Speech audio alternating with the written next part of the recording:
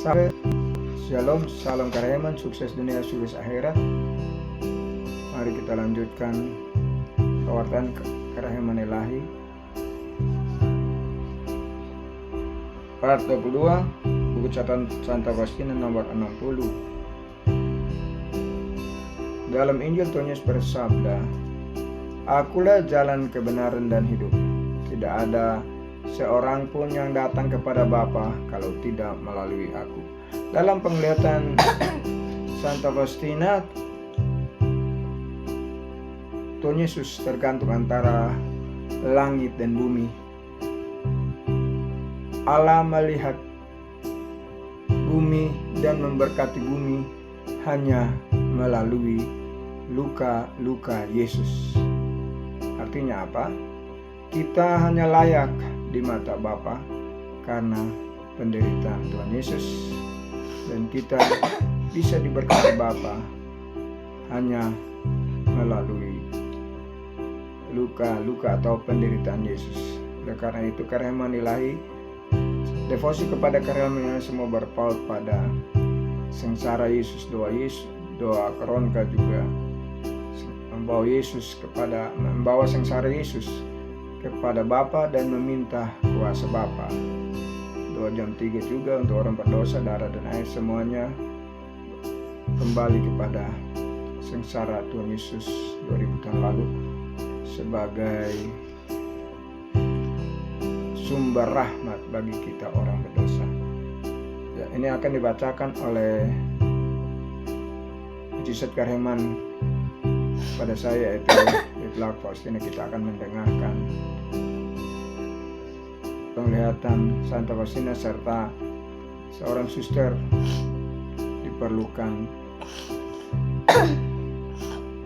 pastor pembimbing.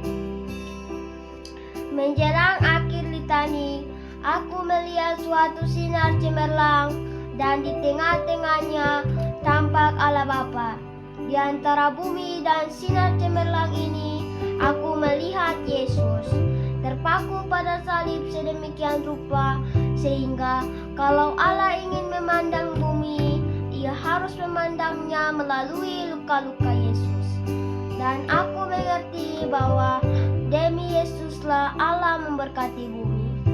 Oh Yesus, aku bersyukur kepadamu atas rahmat yang agung ini, yakni bahwa Engkau sendiri telah berkenan memilih seorang bapa pengakuan bagiku, dan bahwa Engkau telah membuat aku mengenalnya melalui penglihatan. Bahkan sebelum aku berjumpa dengannya, ketika aku mengaku dosa pada Pastor Andras, aku berpikir bahwa aku akan dibebaskan dari kewajiban untuk mengikuti inspirasi batin ini. Pastor Andras menjawab bahwa ia tidak dapat membebaskan aku darinya. Tetapi suster, berdoalah agar diberi seorang pembimbing rohani. Tidak lama sesudah suatu doa yang khusus, aku melihat Pastor Soposko untuk kedua kalinya di dalam kapel kami, antara ruang pengakuan dan altar. Waktu itu, aku berada di Krapko. Doa penglihatan ini membesarkan semangatku, apalagi ketika aku berjumpa dengan dia, persis seperti aku telah melihat dia dalam penglihatan yang pertama di Warsawa waktu probasiku yang ketiga, dan yang kedua di Krakow. Oh Yesus, aku bersyukur kepadamu karena rahmat yang agung ini.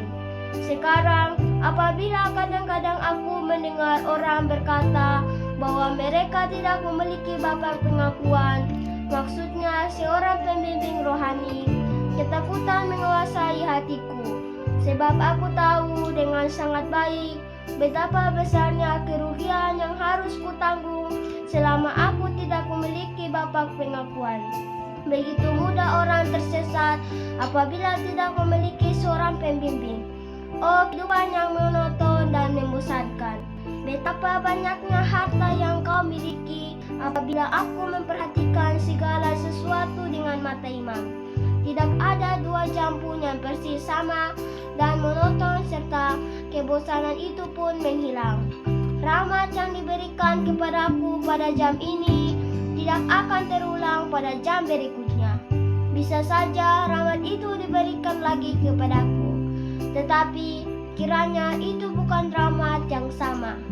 Waktu terus berjalan, tidak pernah kembali lagi.